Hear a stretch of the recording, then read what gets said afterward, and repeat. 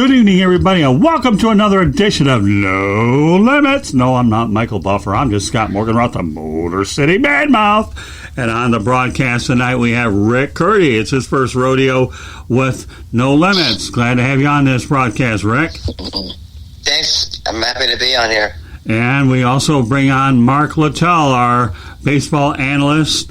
And Mark, I'll tell you what, when we talked about No Limits, okay, we had No Limits Talk, and you're the one who helped us choose the name. What were your thoughts about the fact that all we had to do was get rid of No Limits Talk, and what was your idea behind simplifying what you helped us create? Well, there's actually no limits on the baseball field either. Anything goes for the most part. Just get the out and get your guys off the field so they can hit. And there's really no limits to how much they can hit at that time. So it's been it's a great sport. It keeps on going and going and going, and that's just the way it is. And they've got so much going on with South Korea that we were talking about earlier, and I met Rick, and then now you've got Montreal, and maybe Charlotte should be thinking about getting a new Major League Baseball team into there, and you got the draft. That's all big stuff. Well, so there's no limit to this. Yeah, what we like about the broadcast, we'll have an occasional sports broadcast on here, but the ultimate plan for this is to do a lot of non-sports related programming. I felt in my mind, though, that before we get heavy into the non-sports programming, we wanted you on here to be probably the only sports broadcast, and I wanted you very badly to be on No Limits because we're so proud that your legacy with us will be not only the good work you've done on all the broadcasts, but now the one that you've helped create a new era, which is actually taking off really well. We're getting a great response from No Limits, so even though it figures to be a non-sports related show for the most part, the fact that you came out of the idea that baseball had no limits and eliminating the talk, meaning keep it simple, stupid, you really hit a grand slam with that suggestion, Mr. Littell, and we thank you so much. Big time. Sounds good. All right, well, with that said, okay, let's talk about a few ancillary topics before we get to some of the major stuff. Why don't you give me some of your thoughts about the Korean baseball organization? Have you had a chance, Mark, to watch any of those games? Yes, I've watched just a little bit of it, and the baseball, the stands seemed a little bit empty at the time, of course, of the COVID. And but I was always thinking about the food in Korea because I was in Australia just as well. And anytime I think of Japan, I think of the sushi. So that's okay too. And then of course you got the kimchi and the hot food, and that's about what I think of. And I watched about a half an inning of Korean baseball, and I said enough's enough. So Rick, what are your thoughts about the Korean baseball organization? Well, I mean, baseball is worldwide. There's a little bit over 60 countries involved in international baseball. And a lot of my friends are involved, and, like I am as well. We all have our occasions when we go step outside this country and try to promote baseball as well as being, upright citizens and good ambassadors for the world. You don't want to... You got to walk a narrow line in a lot of those countries for the most part too, but they do cater to you quite well, which I've liked, the ones I've been to, and the kids, and the players in the other countries, they really perk their ears up. That's one thing I noticed because they're really wanting to be educated about the game of baseball, America's game, and that's why it's so important to me to keep it going. And you have some things right now that, you got, 42 teams that are going to be minus next year in the minor leagues. And then you're going to have, to me, that's a little bit of a detriment, obviously. But you've got other factors. You've got the draft right now where they're just having 5. And, Rick and I were just talking about that a while ago. Yeah. And there's so many other things that are going on, and there's so many variables here, and there's tangibles and intangibles and just all sorts of things. Mr. Curti, what are your thoughts about Korean baseball organization? Oh, I love it. I was just, I was hearing about it. I saw it on Good Morning America, and then I just be flipping the channels, and there it was. And I just was happy to see baseball, and I think a lot of people are excited to see it. I think if Major League Baseball does have a season, and that's a big if, they said they're going to use some of their ideas about fans, about pumping in stadium noise, like they've been doing in South Korea. They've actually had cardboard cutouts of fans in the stands. So those are some ideas that I've heard if we get a Major League Baseball season. But I love seeing the KBO. You see players there that you remember from Major League Baseball that probably just didn't have that chance, and now they go over to South Korea and become superstars. So I think it's just great to see some type of baseball back, and we'll see if we can get a Major League Baseball season going on here in our country. Yeah, I know one of the prominent players that came out of there was Eric Thames, and the Milwaukee Brewers were the beneficiary of it. So he gave him a brand new life, and he had 3 good years with the Brewers, and now he's with the Washington Nationals. So every now and then, I'm sure there's a lot of other ones, but he's the one that more or less stands out to me. So, it gives Dixon Machado, actually, of the Tigers, is playing in that league as well. So, you'll find a lot of major leaguers here that have an opportunity, Mark, to hey, listen, at least these guys, Machado's playing, but Eric Thames, there was a good chance to revitalize his career. So, I think it's good. And Mark, you make up a really good point. With the minor leagues being contracted by 42 teams, who knows what other international leagues will benefit because of all of those extra jobs and other guys. Mark, correct me if I'm wrong. Do they have an Israeli baseball league as well? I don't know that they have a league, but I'm sure they have club ball over there. Okay. Jerry Weinstein, who is a catching guru and still with the Rockies organization as a consultant. He was their manager, and in the last the World Games, actually. I don't. But Jerry, Israel's really into baseball. As one of the countries that stands out to me. Going over and looking at Taiwan, for instance. I was talking to Jimmy Johnson the other day, and Jimmy was one of the coaches for China's team for about the last 6 or 7 years. And then, we were talking about a player that I had in Double-A. I was a pitching coach. He was a hitter. His name was Chen Feng Chen. And so we had a interpreter down there on the bench for the whole season. I was coaching with the Dodgers at that time in San Antonio. But, now he's a general manager of one of the teams over in Taiwan. So, that's pretty cool to see a player come along, and he's a good-looking kid, and he handles himself quite well, and he's basically kind of a god for Taiwanese baseball. Yeah, and, I think Brad Ausmus going on. Yeah, Mark, I think Brad Ausmus was coach for the Israeli Olympic team, if I remember right. Brad Ausmus. You might be right there. You might be right. Yeah, I'm almost certain that he was. So, again, if these teams get contracted, there won't be any shortage of overseas opportunities. We all know about Japan. That goes without saying. So it'll be interesting to see how a lot of those play out. Now, let's take this from overseas here, okay, to that place called Charlotte, North Carolina. And Rick Curti's all too familiar with it. But, Mark, what's your take about Major League Baseball in Charlotte? Is Charlotte a viable city for Major League Baseball? Well, that's Rick's baby right there.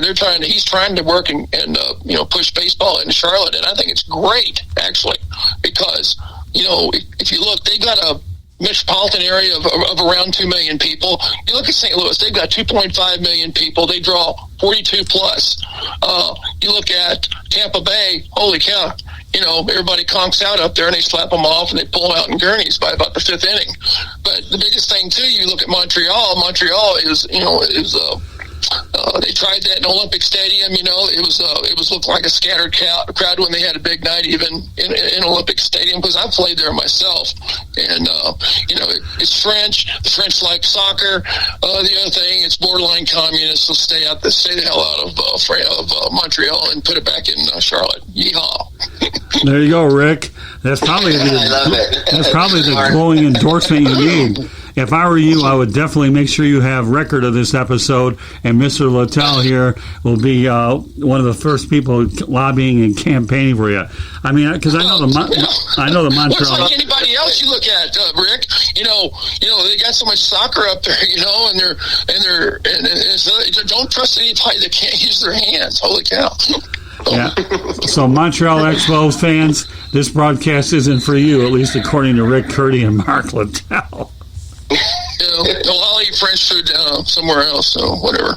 Well, all I ever knew about French food was actually those croissants. So is that what they are? Is that where they come from, croissants? I don't know. Croissants? Yeah. Well, that's New Orleans, and beignets.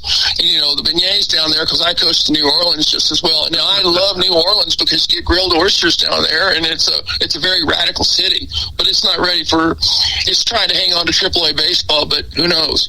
I think they lost AAA baseball, if I remember correct. I think you're right. Yes, they did. Yeah, the baby cakes. They were called the baby cakes, I think. Well, yeah, the Zephyrs before that, and I always wondered what a Zephyr was, and and I found out it's a westward wind. Okay, so what? Who cares about a westward wind? Anyway, who cares about baby cakes? What? Yeah. Names. They can't name shit down there. Good grief. Yeah, we had Ron Swoboda on a broadcast a long time ago, and he said that on a broadcast, hopefully we'll get Ron down the road, but he said that New Orleans baseball days were probably dying, and indeed it looks like they did. So, all right, let's talk about America's Pastime, Mark, as it stands right now.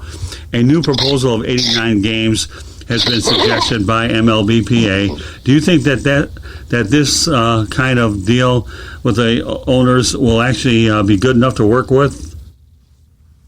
Well, I think from what I've understood, I think the proposal was anywhere from 40 to 50, to start with, and then maybe 50 or 60, pushing 60. They came up with the 87, I think, at one point, or 82 at one point, and then the players wanted 114, and of course Boros, stepped on everybody's toes, and the reason I'm sure Boros stepped on everybody's toes is because there's more money involved, and he gets paid more as well. So, that's one of the biggest factors right there. So he's trying to run baseball himself. I think Trevor Bauer told him to basically shut up, which, that comes with part of the territory. But, it's... Yeah, if you try to push baseball into middle of November, I think you're going to lose a lot of people, a lot of respect, because football's already in there, basketball's already starting up, you've got hockey already starting up. There's enough sports out there. They have to. I think they have to play something. Even if they go back to the 82 and play a regular playoff in a World Series and end it by the end of October, that would be normal because you got spring training coming around February 15th, and that kills the players if you push it back in the middle of November. And who in the hell wants to play baseball in the middle of November anyway? Well, that's true. So, but Scott Boras is 71 players, so what would you expect a guy to say to go ahead and get everything he can when he has 71 players? How many MLB players are there, Mark? I mean, whatever 71 players is a good chunk, and who knows what he'll end up with. We got 750 to 800 players, they go up and down the ladder, but, somewhere in that range. And then you've got the 71, so he's got a big portion.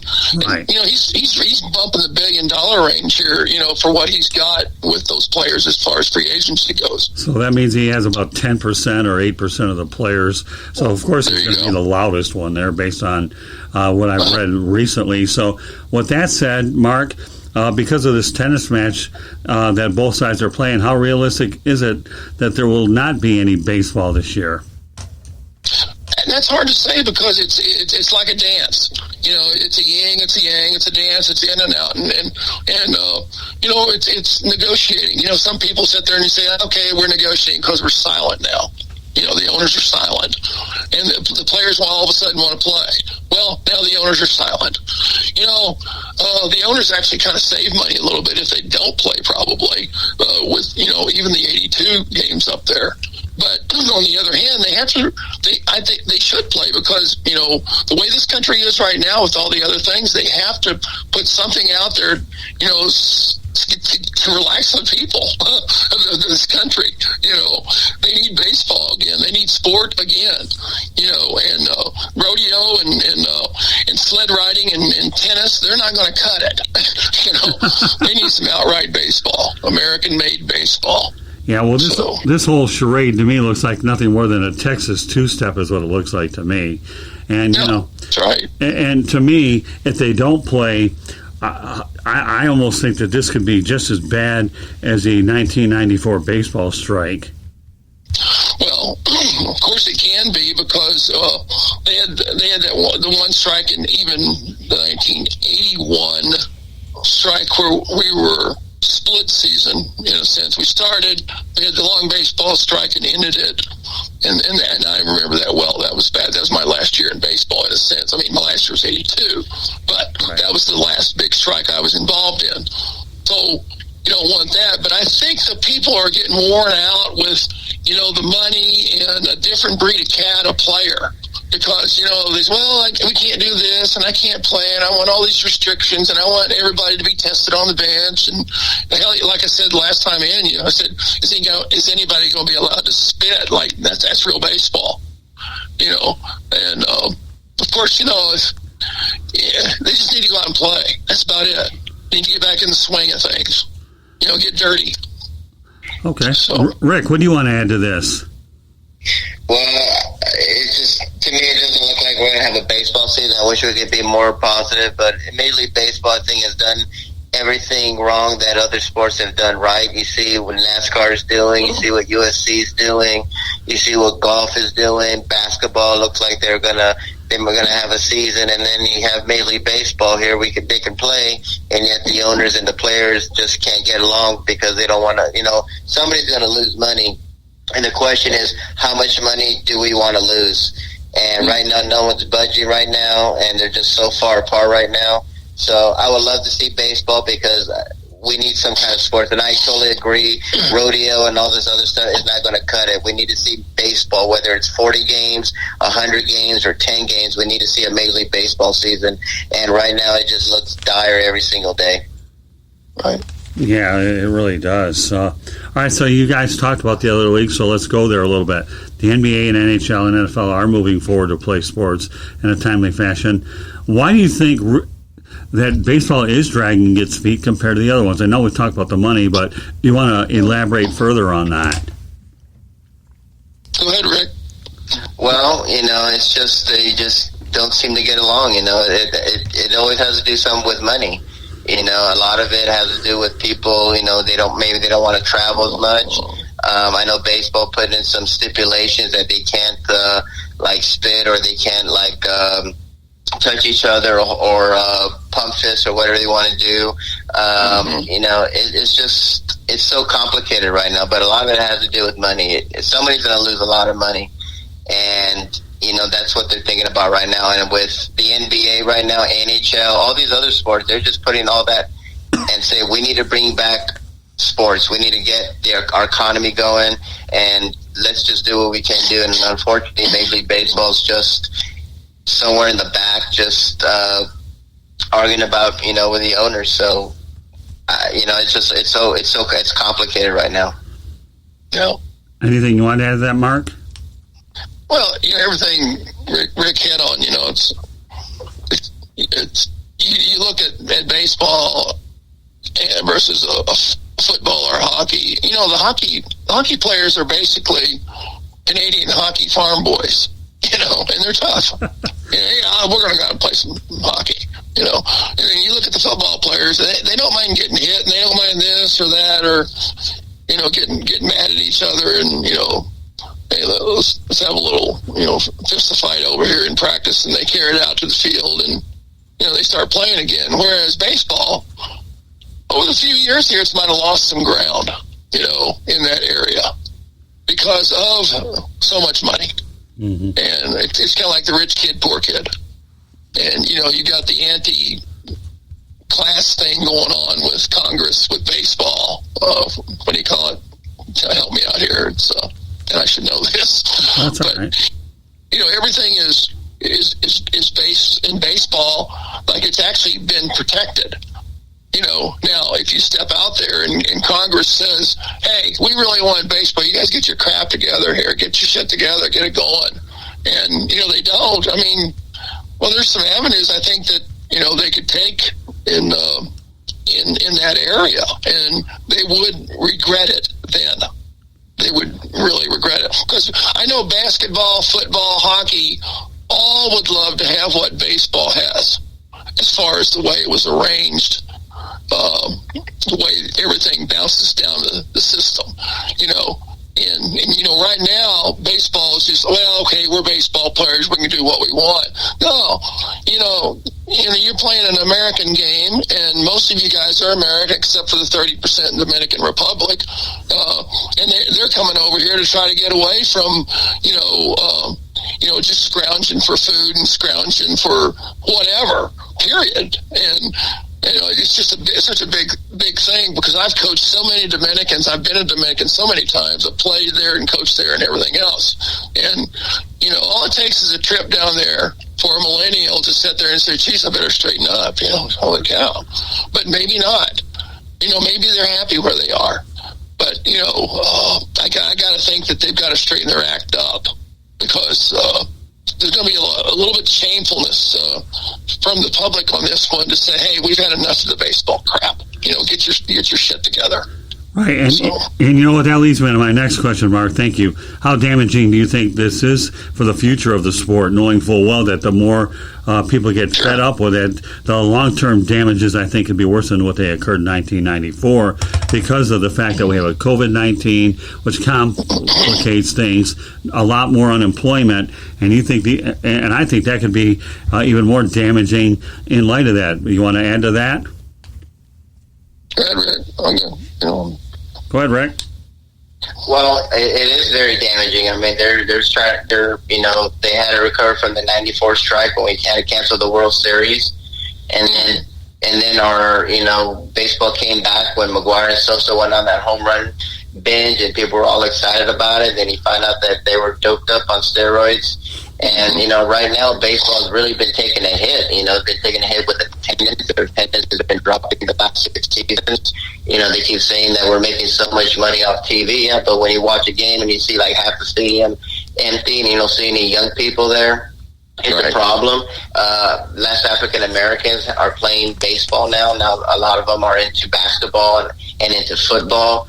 And so, it's just, baseball is really taking a hit, and it just seems like they're just looking at all the dollar signs and how much money they're making, when they really need to look at the stands and just see how, that the attendance has been dropping. And if they don't get a season together, I mean, people are going to be like, every other sport can get something together. Why is Major League Baseball lagging behind? So, and you keep hearing about, nobody wants to feel sorry for multimillionaires out of work, and we don't. And they keep saying all the right things, but their actions are doing something else.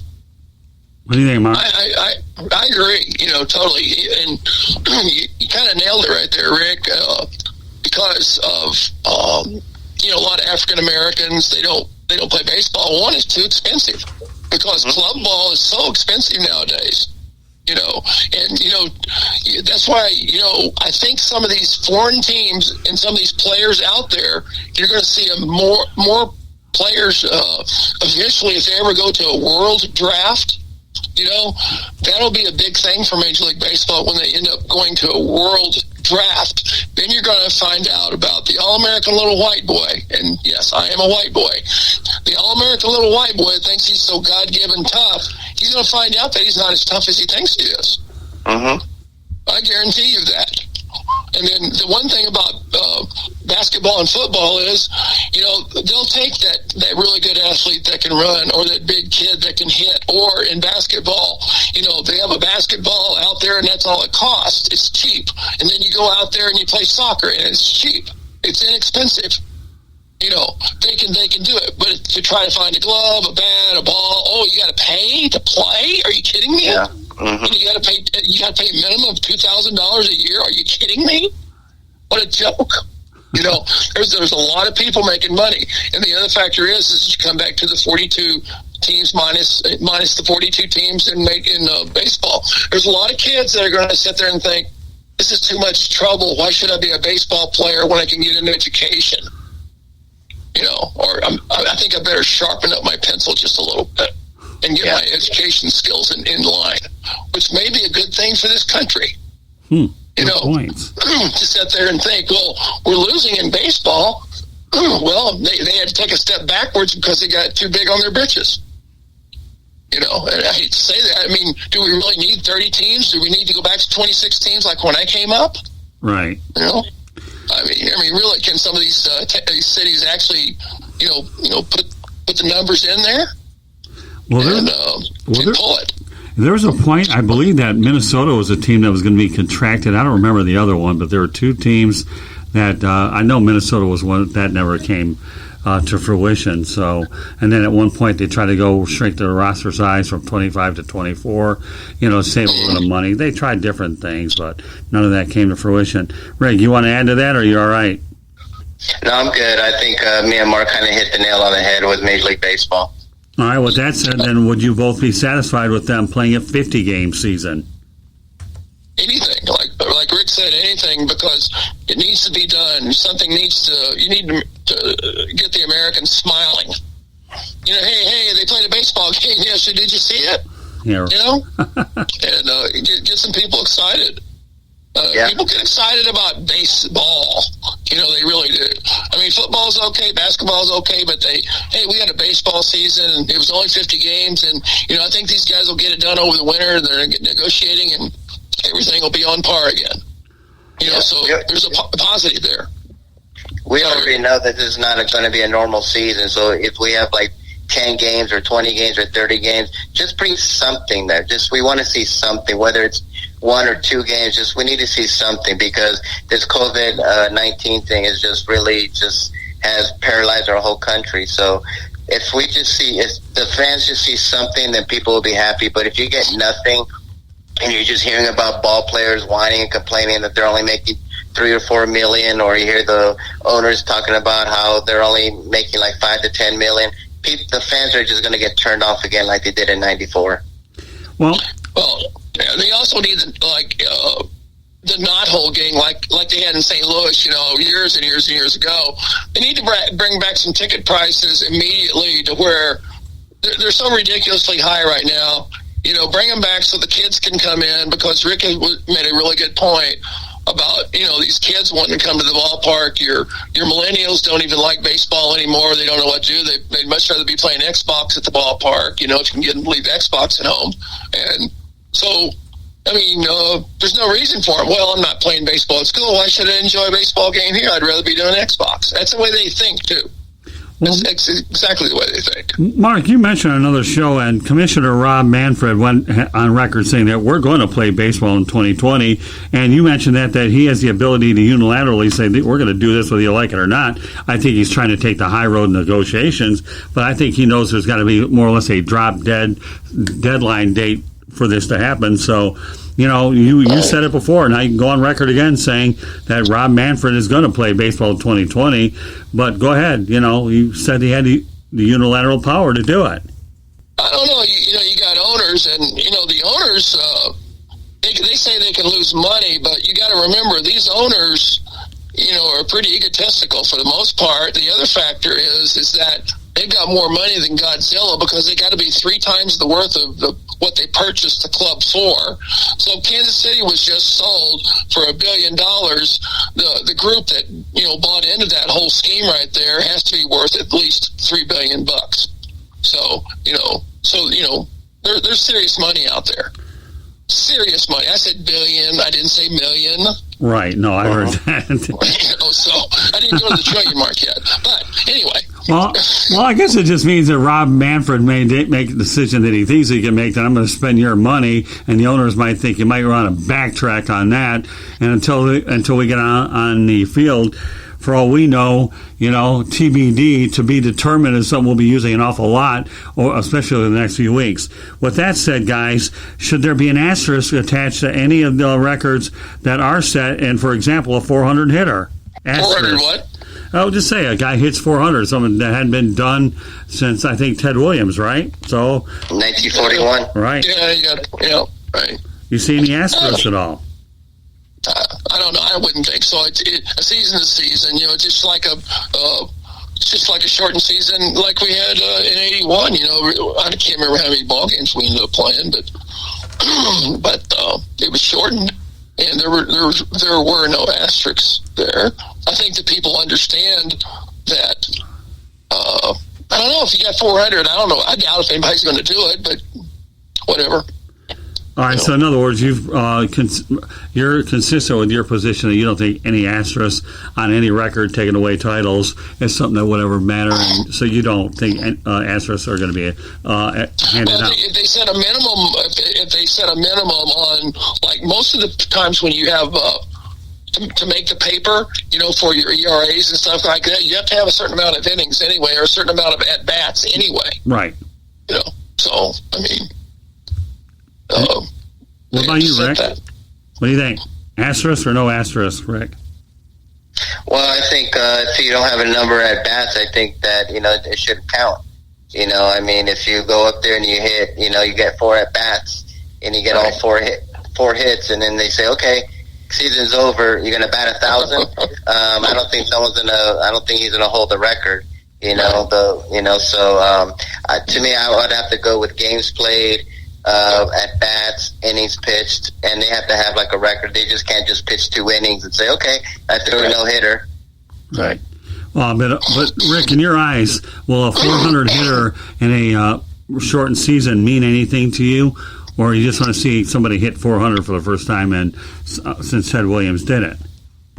Well, when we almost had that opportunity in 1994 with Tony Gwynn, which I think he would have hit 400. I think he ended the season at 394, and that was actually the highest batting average, I think, since Rod Carew. So George Brett had one too, I believe. George Brett, yeah, you're right. 1980, George Brett. So he came close to it as well. So it would have been fantastic. I think he would have done it. So and that was just an unfortunate what happened because of course, money involved. So.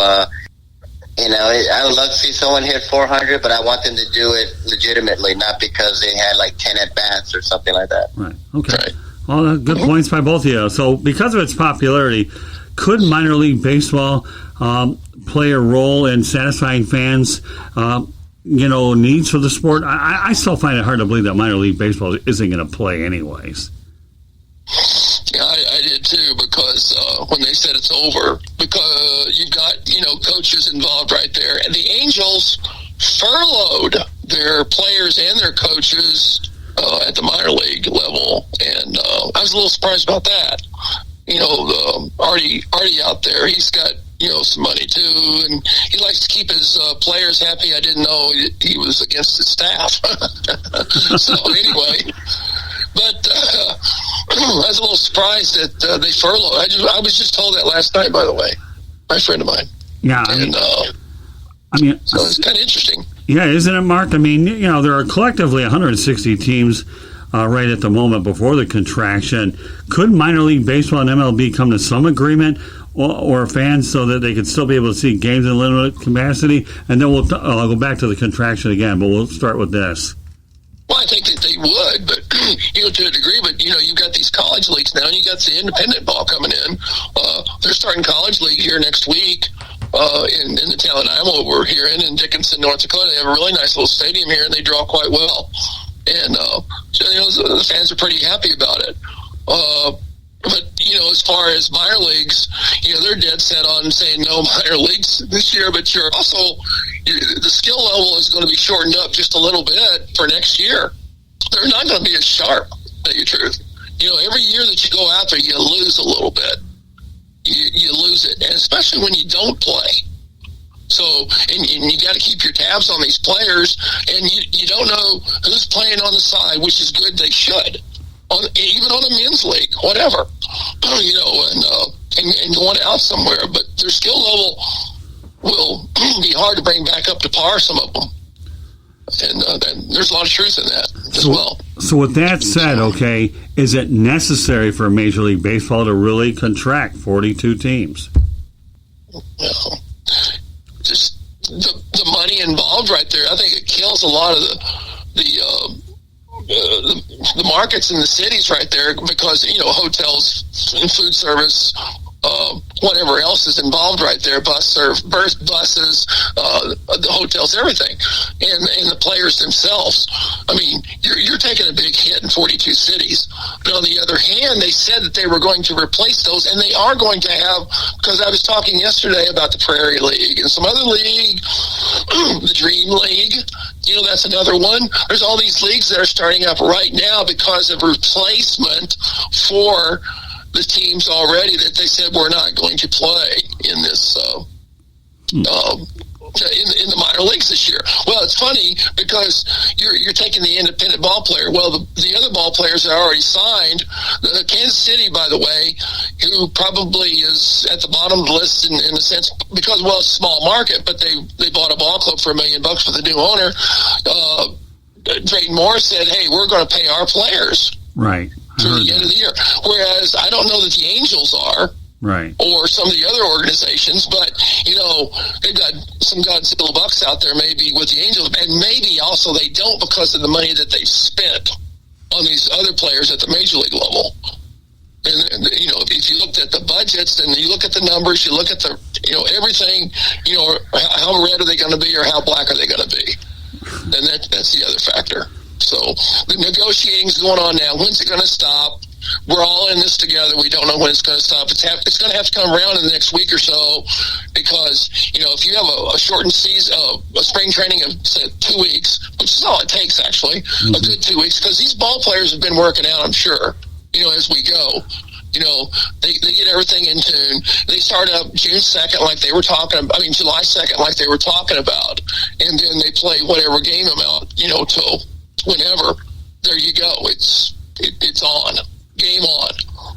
Yeah, see, two of the teams that I've heard that in the Florida State League, which is a league that I'm very familiar with, the Daytona Tortugas are the affiliate of the Cincinnati Reds, and I know the Atlanta Braves had a team in Kissimmee, but now they built their new spring training out in Northport, and I know they were planning to have a team there, but it looks like those are two of the ones that could be on the way out, which is a shame because the Braves are hoping to have a Florida State League team at what I consider still the highest level in their new ballpark. So I think that would be one of the unfortunate things about contraction. I'm sure there's a lot of other stories that are like it, Mark. Oh yeah, well, it's all up in the air at this point. I think there's a lot of speculation. I think there's positive speculation, but we're in a negative format right now. Unfortunately, they're doing the dance, and we're not involved in the dance, and we're not in the Texas two-step, like you said. Yeah. Rick, anything you want to add to that? No, I think you guys hit the nail on the head. It's just unfortunate there are some cities there that are really going to be hurting from this because that's what they rely on as their baseball team, and they're probably going to lose them. I'm familiar with the Tortugas. I've been following them, and I hate to see them go, and I hate to see any city lose a team. So it's just an unfortunate situation. That's true. To add to that, we're talking about the East Coast right there, but, I started in the Pioneer League. I've coached in the Pioneer League. You look at Helena, Missoula, Great Falls, there's 4 teams there, Billings, and then you go down in Ogden and Provo, within the league right there, Idaho Falls. They're going to lose baseball, see. So what are they going to do?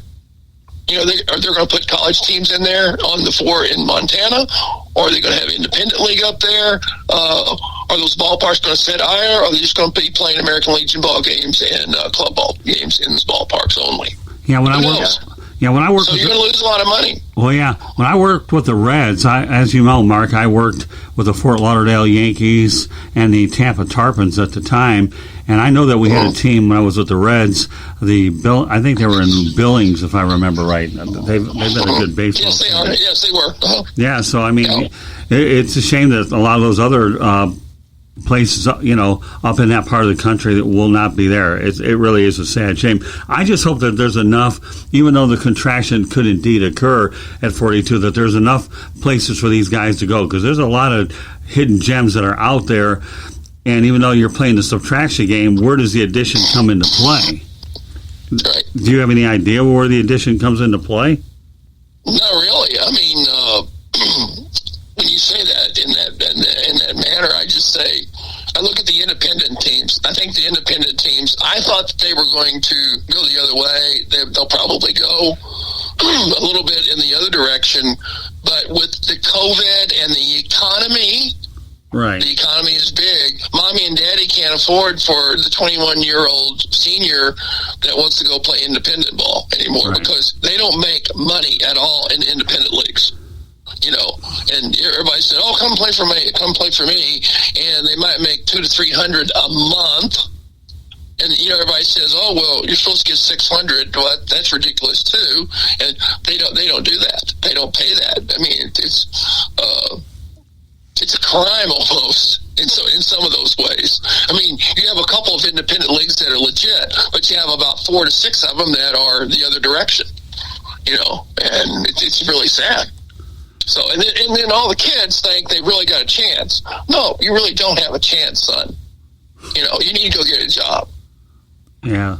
Well, I know that they've actually opened up some independent leagues in my home state of Michigan as well. So you're right, Mark. Independent leagues are tax popping up. Base on their huge corporation down in Houston or wherever. Oh, yeah. And so they become owners of independent leagues, and they really don't care about the player.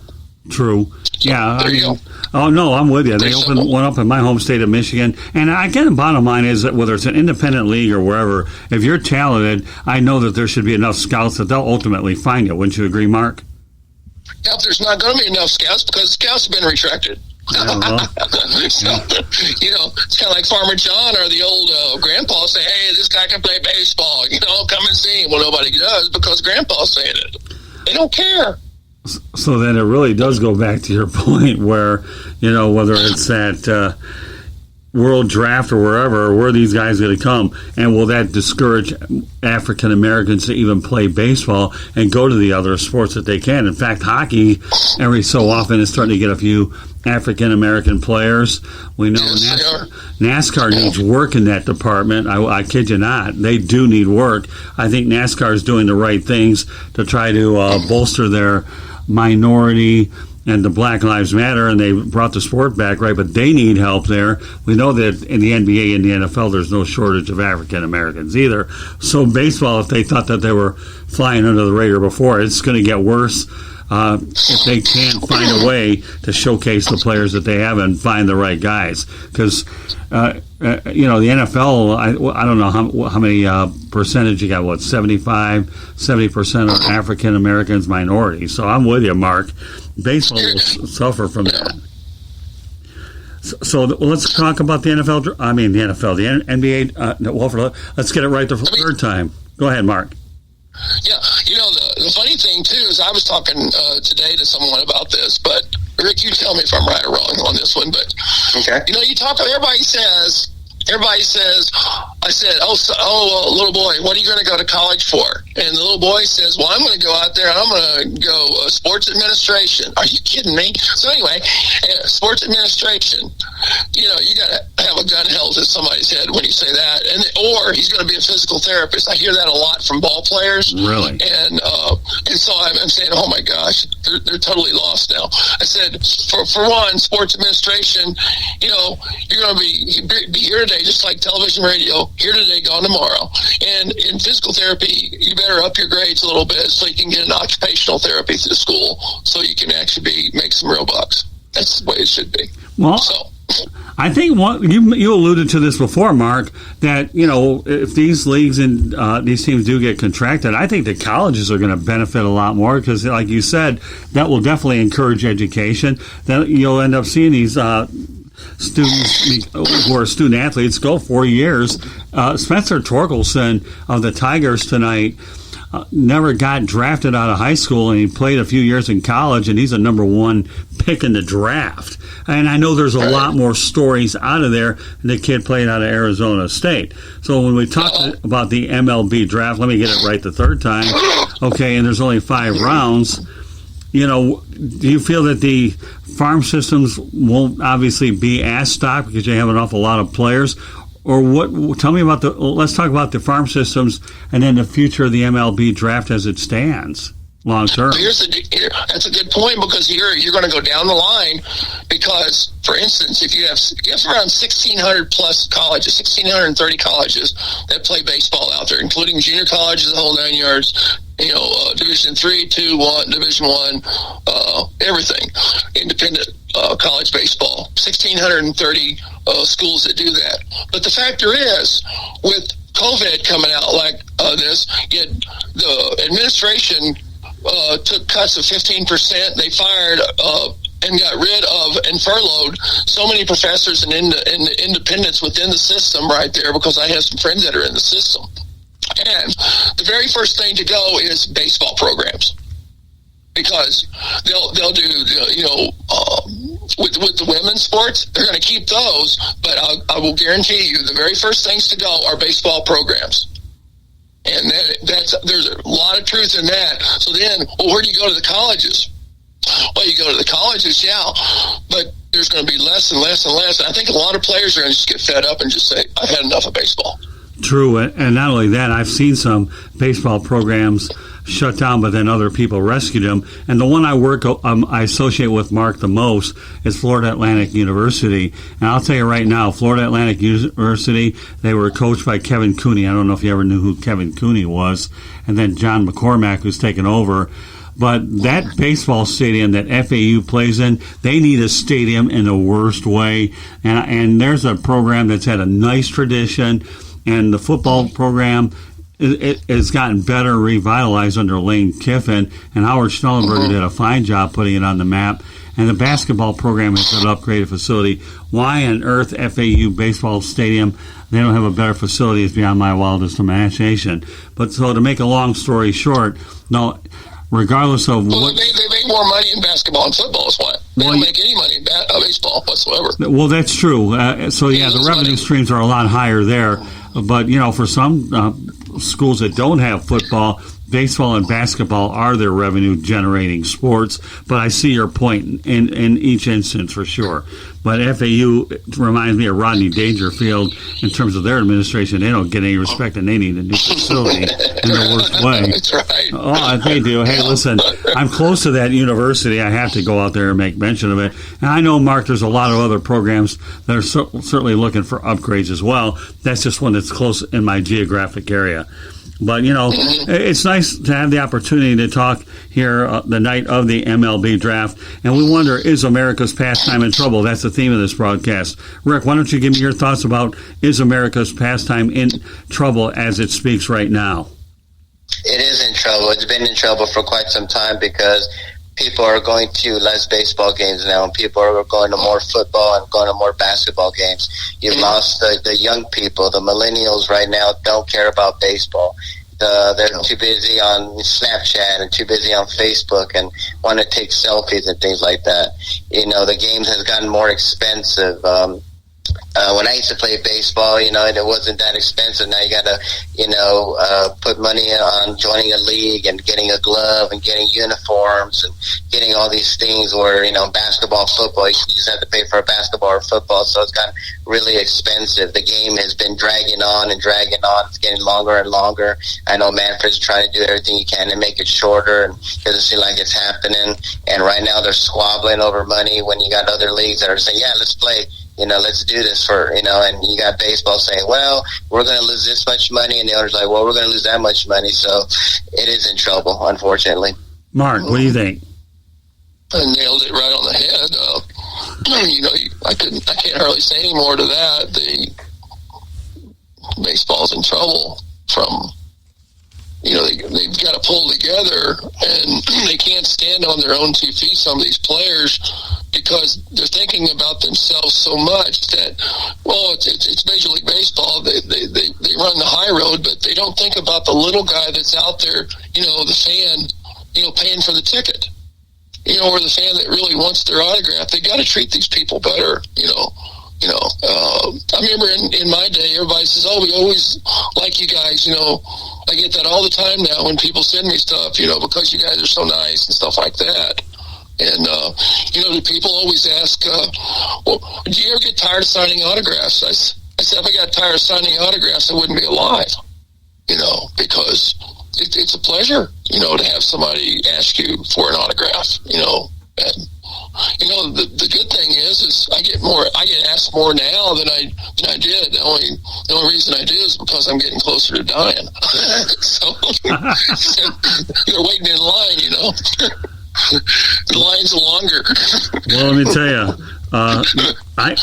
meeting you in person is definitely on my bucket list. That's for sure, whether you're in North Dakota or St. Louis. So as we continue to talk here, I'll definitely find a way to get up there. But in the meantime, I'm just so glad that you're an analyst for our network for sure, Mark. But it's on my bucket list, and I work on that bucket list, and I revise it all the time.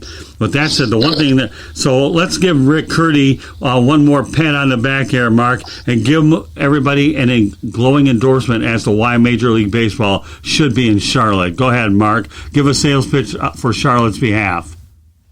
Charlotte's kind of a no-brainer to me because I've been at every ballpark in the country, I think, because I coached 18 years professionally at the minor league level. And if you look at, Tampa Bay, like I said, you got old people, falling over right there. There's hundreds of gurneys lined up with ambulance out there. So that's got to go. And then if you take them into, Little France up there in Montreal, the French food is kind of expensive, and, they rate it high, but it's just, I'd rather have a good old Midwest, ham and beans myself, and get it back into Charlotte where the barbecue's good, and, the people are pretty much straight shooters, and they really do like baseball in Charlotte. I know that for a fact because I've coached on that area, that side of the earth in this country. So I'm looking forward to them actually bidding. And, I've always looked at this, everybody says, are you going to have more teams? You're going to have more teams. They don't need 32 teams. They might need 28 teams, to tell you the truth. But Charlotte still could fit in there. I hope my team, Kansas City, survives, actually. I mean, I think they will because they've won a couple World Series, and it sounds rough for me to say that, but it's been tough for them, with new ownership and barely kicking about. And I'm really happy with the new ownership that they have right now. I'm looking forward to the Royals getting with it, and St. Louis has always been St. Louis baseball, and but it'd be nice to have a Charlotte team out there and thriving. You got a good base there. It's little New York. It doesn't hurt that they're 4 hours. It doesn't hurt that they have a natural rival with the Atlanta Braves down I-85, 4 hours away either. That can only help it too. Now, I mean, I've lived in the Charlotte area on 2 occasions, and I think the people are fine people. The sweet tea, if you're looking for a quick ticket to diabetes, have the sweet tea because that will give it to you. Just put it in your veins right now. Oh, I know. I think sweet tea is. Oh yeah, that will do it. And if that doesn't work, Krispy Kreme will definitely do it. And if that doesn't do it, I remember a time when I was traveling. I was covering a Lions and Carolina Panthers game over at that time it was called Ericsson Stadium. Ericsson Stadium. Right, before it was Bank of America. They changed names a few times. But nevertheless, I had to drive in the middle of the night to Detroit because I had a banquet for the Detroit Sports Broadcasters Association the next day for lunch, for which I'm a part of. And I was asking one of the locals, what do you think I can use for good caffeine? And you know what, Mark? You probably have had it. If you haven't, try some Sundrop, my friend, because that stuff makes Mountain Dew and Jolt look like water. You ever have Sundrop before, Mark? Well, I bet. Yeah, Sundrop. Oh, I'll tell you, you want to get lit up? You don't need the fireworks of July 4th. Sundrop will light you up mentally, physically, and in fact, I'll even go deeper into the story, Mark.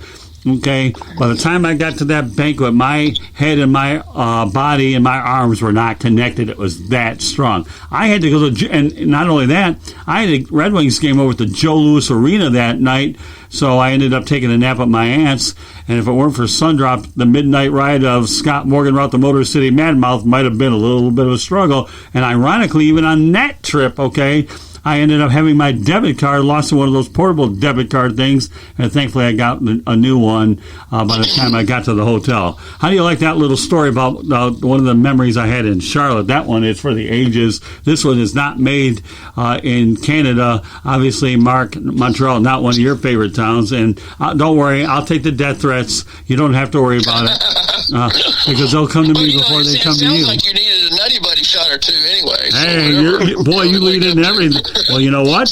Now that you started the Nutty Buddy, this is Rick Curti's first rodeo with the Nutty Buddy. David Levin and his girlfriend love it, so now you get to talk about Nutty Buddy. Mark, you know what? I wish I was a play-by-play broadcaster and you were my color commentator. We would make them all look silly, my man. We would. Yeah. So, yeah, we have some fun out there. The one thing about a Nutty Buddy, though, it'll rev you up for sure. You have a 90-mile-an-hour ball throwing coming out of a machine at 4.5 feet right at your nads. It's hee-haw, baby. So, all right, so go into more. So with Rick being on the broadcast for the first time, give the old Nutty Buddy business to everybody now that Rick Curti's listening to it for the first time. It's pretty simple. I was the inventor of Nutty Buddy, and I came to it pretty quick. And I have all these little engineers. When I go do testings, they all stand and clap. And they come over to me and said, "Did you invented the Nutty Buddy?" And I said, "Yeah, I invented it." And they said, "Are you an engineer?" I said, "No, I'm a redneck from Southeast Missouri." So it's anatomically correct and it fits. And the reason I say it fits so well is because we have 5 sizes. So we have hammer, boss, hog, trophy, and of course I wear Mongo anyway. And as every 8th grader wants Mongo, every guy that is on the smaller side wants a hog, of course, check out with the good-looking chick up front. And then does it hold up well? Yes, it does. And that's because of the design, and it fits anatomically, so it's quite comfortable, and you can fall asleep with it. So it all works. It all comes together, and it's pretty simple. I'm sure that simple, stupid. I'm sure that Nutty Buddy's heavily featured on YouTube. And before we get to your books, I had a lot of fun tagging this the last time when NCIS LA and Kenzie Bly a la Danella Roy used that leg pretty good to kick somebody where the sun doesn't shine. And I'm going to tell you, you better have a Nutty Buddy when you're dealing with Kenzie Bly, otherwise it gets very painful. We got to make sure we give our friends over at NCIS, Ion TV, and CBS a little kudos, especially when the Nutty Buddy's involved, because no broadcast would be complete without it. So when we talk about no limits, folks, Mark Littell is certainly the ideal guest because he's got no limits about anything. And whether it's Montreal, Nutty Buddy, etc., ... period, way downtown, bang. Sorry, Keith Olbermann, that was my line for the night. With that said, Mark, you got books out there. Let everybody know how they can go ahead and get them and tell them what they are. Well, you can actually go to Amazon, and you can go by my name. If you can spell the last name, Littell, it'd be swell. And the first book I wrote was on the 8th Day God made, not created, made baseball. And then the second book I wrote was Country Boy Conveniently Wild. The third book should be coming out here. It's getting formatted right now, and it's twice. Actually, the third book's twice the size of the first two. It's actually a little bit bigger. It's about 77,000 words, so I just kept writing, and I just ran over, and there you went. So the third book came about, and the fourth book is probably, I've got 30,000 words on it by accident. But, no, you can go to Amazon and get it, and look under marklittell.com, Littell, 2 L's on the end, and have some fun reads, and they're kind of humorous, and you'll snicker through the whole thing, so that's what I hear anyway. Well, so I'm going to send you a text message, and you're going to send me a link how to get it. We're going to post it on the South Florida Tribune. How's that, Mark? So that we can just give you another place to put it. With that said, Mark, let everybody know how they can contact you, and then Rick's going to go, and then I'll wrap her up. How can people get a hold of you, Mark? Oh, you mean just get a hold of me, period? Yeah, whatever. How can you be reached? Actually, if you want to really get a hold of me, go to Mr. Nutty Buddy, MR period, Nutty Buddy at cox.net, cox.net. Duh. Anyway, that's my email, and I'm not afraid to give that out. And I like people emailing me. I'm not afraid to talk. I have a lot on Facebook. I have 2 Facebook sites. I got one that's got 30,000+. I got another one that's got 5,000. And I try to run as many people off there as I can. So, I'll insult them to get them off. Okay, I don't need him, don't need her, don't need him. Anyway. Well, I'm glad you never ran me off. Look what happened. I'm glad you never ran me off. I'm glad you never... You're going to vote for him? Yeah, I'm going to vote for him. So, goodbye. See you later. Hey, I'm glad you never wrote me off. I'm pretty easy. I don't care. I don't bite. I bark, but I don't bite. Hey, like I said, I'm glad you never wrote me off, because look what we create here. Another way to check out Nutty Buddy too, folks, is when you go to Twitter.